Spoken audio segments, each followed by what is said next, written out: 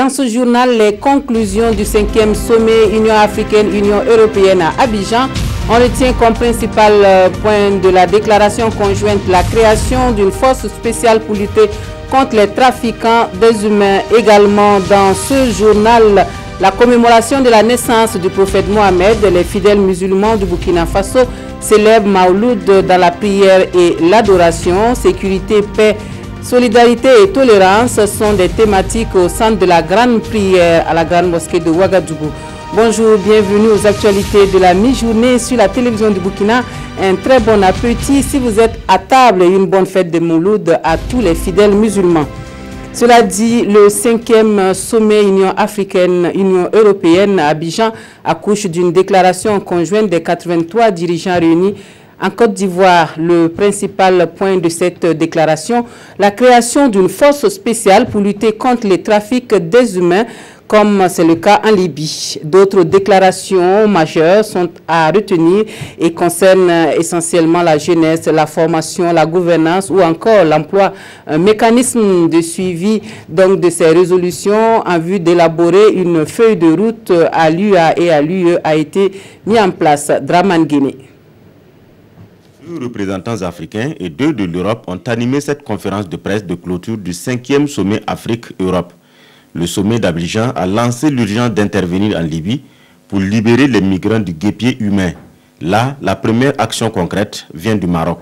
Le roi du Maroc a décidé de mettre des avions à la disposition de la task force pour aller chercher immédiatement les réfugiés. Ce que nous sommes félicités, ça veut dire qu'aujourd'hui l'Afrique n'attend pas tout de l'extérieur, nous sommes capables nous-mêmes. Mais nous avons demandé que l'Union européenne appuie les efforts du Maroc pour qu'on puisse rapatrier le plus rapidement possible les 3800 qui sont sur la route de l'aéroport. Dans le volet paix, sécurité et migration, le sommet d'Abidjan a accouché d'une déclaration conjointe, celle de la création d'une task force pour agir. Les 83 dirigeants d'Afrique et d'Europe ont pris l'engagement de couper, de tarir les sources de financement des trafiquants et des terroristes. Nous avons décidé de mettre en place dans les différents pays des forces spécialisées pour la lutte contre les trafiquants et ensuite de saisir tous les comptes. Le président Idriss Déby a saisi déjà 18 milliards. Je pense que le président il souffre encore plus. Mais le président Macron nous a informé qu'il y a aussi des comptes au Moyen-Orient, à Dubaï et autres, et le secrétaire général des Nations Unies qui a aussi des comptes en Europe. Donc, chaque pays a la responsabilité de lutter pour fermer ces comptes. Beaucoup d'autres déclarations majeures ont été aussi prises, surtout en relation avec le thème du sommet. Qu'il s'agisse de l'investissement dans la jeunesse pour un développement durable, qu'il s'agisse de notre partenariat en matière de paix et sécurité, qu'il s'agisse de la mobilité et de la migration. Et ce matin, nous avions abordé la question de la gouvernance dans son ensemble.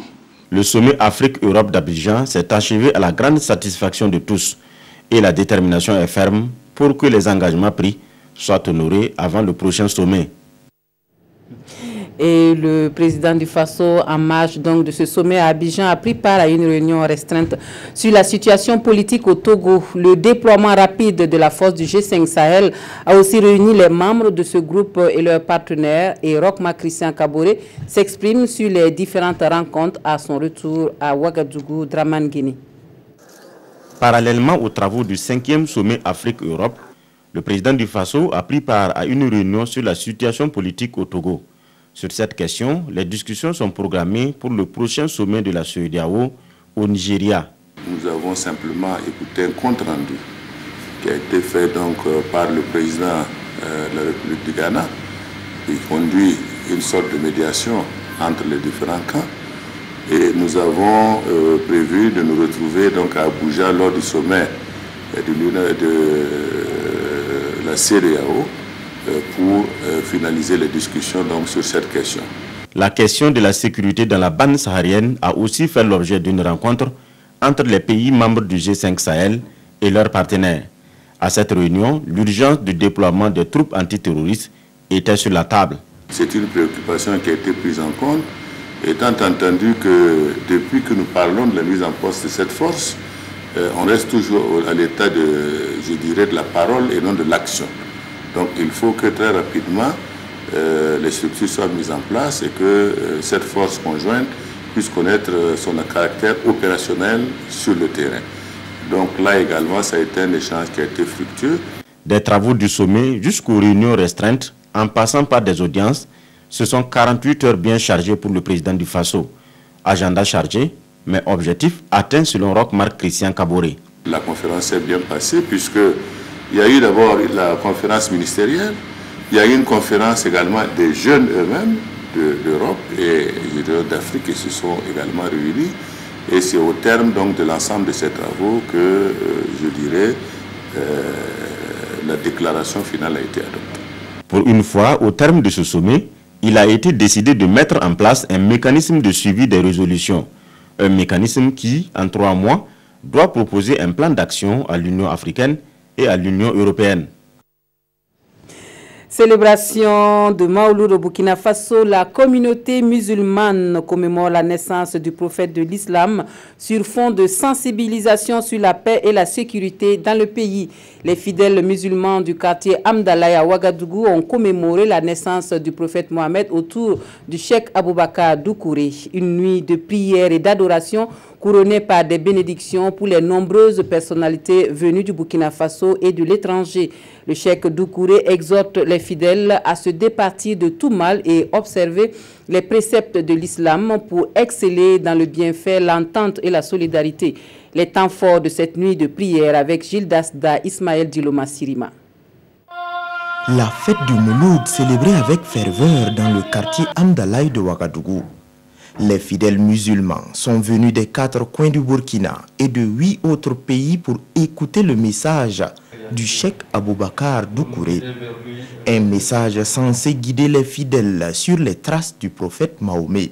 Nous les musulmans, pour cet anniversaire, on profite de l'occasion pour regrouper les fidèles, pour les rappeler, pour lire la biographie de notre prophète, les rappeler sa mission, comment il vivait avec ses parents, avec ses compagnons, avec ses voisins, avec d'autres communautés non musulmanes.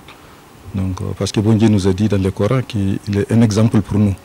Comment tu peux prendre quelqu'un comme exemple sans le connaître? Dans son prêche, le cheikh Doucouré s'étale aussi sur la zakat ou l'aumône, un des piliers de l'islam. Il a donné également sa lecture du terrorisme. Et le problème du terrorisme, c'est un mystère jusqu'à présent. Je pense que l'histoire va nous révéler beaucoup de secrets qui concernent ces phénomènes. Mais quand même, ce qu'il faut faire, il faut prier beaucoup bon Dieu en tant que croyant, parce qu'on ne peut pas justifier. C'est l'occasion également pour nous de prier Dieu pour que, en tout cas, la paix dans la région du nord de notre pays puisse revenir et que Dieu puisse éloigner, en tout cas, notre jeunesse de ces mouvements qui, en réalité, font du saupoudrage en faisant croire qu'ils sont sur la voie de Dieu. Pour nous, quand il y a ce genre de fêtes, il est important que nous puissions témoigner en tout cas l'accompagnement du gouvernement. Les prières et sermons ont continué jusqu'au petit matin, en dépit du froid. Et ce dans l'espoir qu'Allah apporte paix et quiétude au Burkina. Autre point de l'actualité, l'université de Koudougou s'appelle désormais Université Norbert Zongo en hommage au journaliste d'investigation. Son nom constitue désormais une référence, le symbole de ce temple du savoir qui compte 200 enseignants permanents et plus de 2800 étudiants. Le baptême de l'université hier 30 novembre est suivi de remise de toges à une quinzaine d'enseignants promus. Nongba Kouda, Yolan Lompo. La deuxième université du Burkina change de dénomination. L'homme à la plume légère et inoffensive qui troublait la quiétude du régime de Blaise Compaoré a désormais son nom inscrit en gros caractères à l'entrée de l'université de Koudougou. Cette celle érigée est un hommage rendu au journaliste d'investigation Norbert Zongo. Retrouvé mort dans des circonstances non encore élucidées le 13 décembre 1998. Le professeur Al-Kassoum Maïga s'en souvient comme si c'était hier. Au moment où le combat était engagé pour réclamer justice pour Norbert Zongo et ses compagnons d'infortune, j'étais là à Koudougou et j'ai pris ma part activement dans la lutte avec un certain nombre de camarades Nous avons donc fait des meetings, des marches, et avec notre célèbre place, le théâtre de l'amitié où on se retrouvait. Pour la famille, l'État doit faire plus pour l'Ulysse disparu. Elle attend que lumière soit faite sur ce dossier. C'est une belle initiative, comme tout le monde l'a reconnu. Ça fait, je dirais, la 3e initiative. Et la première fois c'était à Ouaga, avec la rue Norbert Zongo. La 2e fois à Koutougou, toujours la rue Norbert Zongo. Et cette fois-ci, l'université. Je pense que c'est un témoignage, un symbole vivant qui reconforte la famille Zongo, même si on a demandé que justice soit faite. En marge de cette cérémonie, 15 enseignants promis au grade de maître assistant, de maître de conférence et de professeur titulaire de chaire ont porté leur épitaphe. Dans le cadre d'un partenariat université-entreprise, l'université Norbert Zongo s'est vue dotée de poubelles. Un complexe omnisport sortira bientôt de terre au sein de l'école normale supérieure, selon le président de l'université Norbert Zongo. Et comme si la mère de Norbert Zongo n'attendait que cela pour rejoindre son fils, on apprend le décès de la maman Zongo, une disparition survenue ce matin, 1er décembre. Paix à son âme. Suite de l'actualité, une chaîne de web télévision vient de voir le jour pour enrichir l'univers médiatique au Burkina Faso. Eco TV fait de l'information économique et financière son domaine de prédilection. On suit le lancement de la nouvelle chaîne TV avec Rasmane Zoundi et Sanoua Christine Koulibaly. Eco TV, elle est la dernière née du paysage médiatique burkinabé. Uniquement disponible sur la toile, son ambition est de rendre accessible l'information économique et financière. Nous sommes dans un pays qui est en plein développement et les décideurs, les opérateurs économiques, tous ceux qui sont dans le domaine de l'économie ont besoin d'avoir l'information juste et l'information utile afin de pouvoir prendre les bonnes décisions, afin aussi de pouvoir se positionner et de pouvoir faire évoluer l'économie de façon générale. Pour le ministère en charge de la communication, cette nouvelle chaîne de web télévision vient répondre un tant soit peu aux besoins d'information de plus en plus variés et exigeants de la population.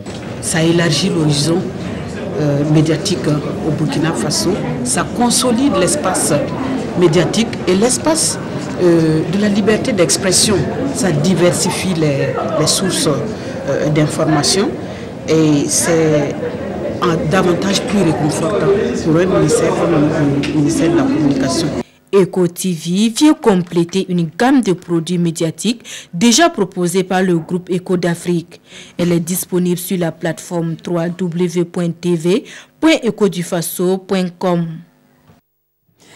En culture, le projet de poche pour le développement dont l'ambition est de filmer les réalités socio-culturelles d'une plus large éventail des populations burkinabées permet de former des jeunes au métier du cinéma dans 5 villes du Burkina Faso et cela depuis 2016. Les œuvres cinématographiques désormais emboîtent un festival dénommé Écran citoyen est initié pour une grande diffusion des films réalisés par les jeunes amateurs. L'événement prévu pour se tenir du 20 au 22 décembre prochain à Ouagadougou. Les organisateurs donnent des précisions à la presse. Césaire Carfo, Kadi Sanogo. Le projet Cinéma de poche pour le développement, Cinépod, qui vise à renforcer les capacités d'expression et de communication par l'image des jeunes, a été lancé par l'Institut Imagine en 2016. Financé par l'ambassade royale du Danemark, ce projet a permis de former 60 jeunes filles et garçons au métier du cinéma dans 5 villes du Burkina. Il s'agit des villes de Dédougou, Farangourma, Kaya, Koudougou et Waïgouya. Grâce à des formateurs aguerris, ces jeunes amateurs ont réalisé en groupe des films documentaires avec des outils numériques les plus courants, à savoir les caméras de pointe, les appareils photo numériques et même des téléphones portables. Ces films, dont la durée est de 4 à 6 minutes et plus, sont basés sur des témoignages et le vécu de leur communauté. L'image, c'est devenu quelque chose d'important. Regardez, partout, il y a des films, en quelque sorte. Et c'est cela que nous avons voulu faire en donnant à ces jeunes filles et garçons dans ces villes la capacité d'être des chroniqueurs en images de la réalité dans laquelle ils vivent. Et nous, on leur apprend l'alphabet de l'image pour qu'ils soient capables de se prendre en charge et de raconter les histoires qu'ils veulent raconter, celles qu'ils estiment importantes pour chacun d'eux personnellement ou pour la communauté dans laquelle ils vivent. Pour permettre une large diffusion de ces films, un festival national dénommé Festival Écran Citoyen 2017 a été initié. Selon les organisateurs, ce festival qui aura lieu du 20 au 22 décembre 2017 à Ouagadougou est une déclaration de citoyenneté.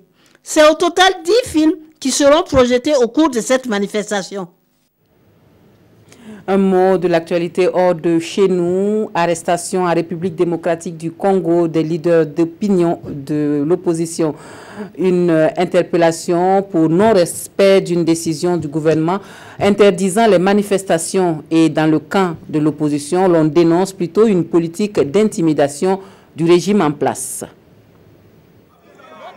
En République démocratique du Congo, des cadres de l'opposition ont été interpellés ce jeudi alors qu'ils s'apprêtaient à rejoindre la marche initiée par leur groupement.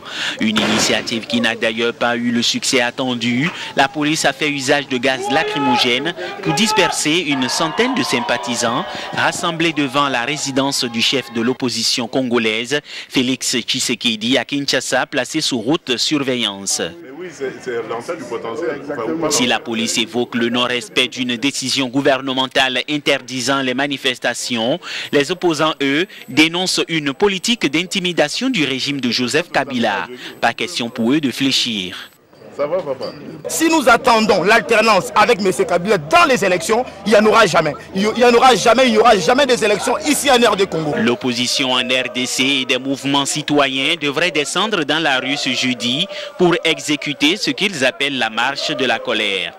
Colère contre Joseph Kabila, dont le mandat présidentiel est arrivé à son terme depuis décembre 2016, mais qui s'accroche toujours au pouvoir.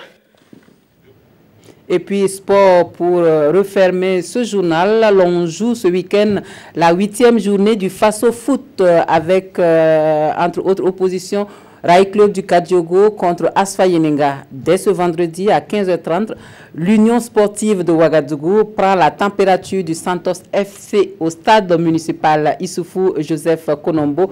Les deux équipes sont à la recherche de leur première victoire. Roger Bembamba, Salif Ouedraogo.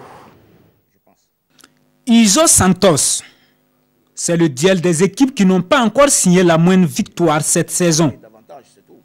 L'Union sportive de Ouagadougou, une équipe que le Santos avait battue lors de la dernière journée de la saison écoulée pour se maintenir en D1.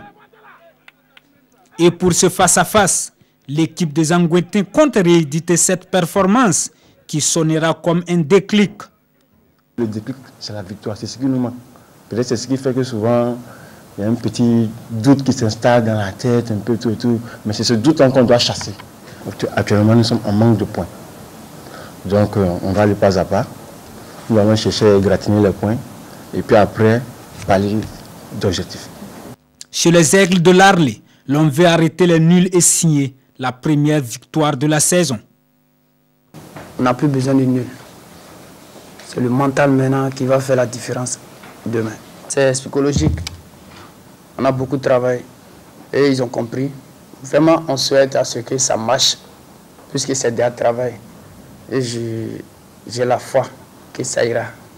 Autres affiches du week-end, dimanche au stade du 4 août, le Rail Club du Kadiogo reçoit le Racing Club de Bobo Dioulasso. Mais en attendant, samedi, l'étoile filante de Ouagadougou joue sa litas au stade municipal Issoufou Joseph Konombo. Et à Banfora, l'Asfa Yenenga tentera de se faire une santé morale face à l'Union sportive de la Comoé. Et c'est sportivement que l'on referme ce journal. Merci de votre attention. Très bon après-midi à tous et à toutes.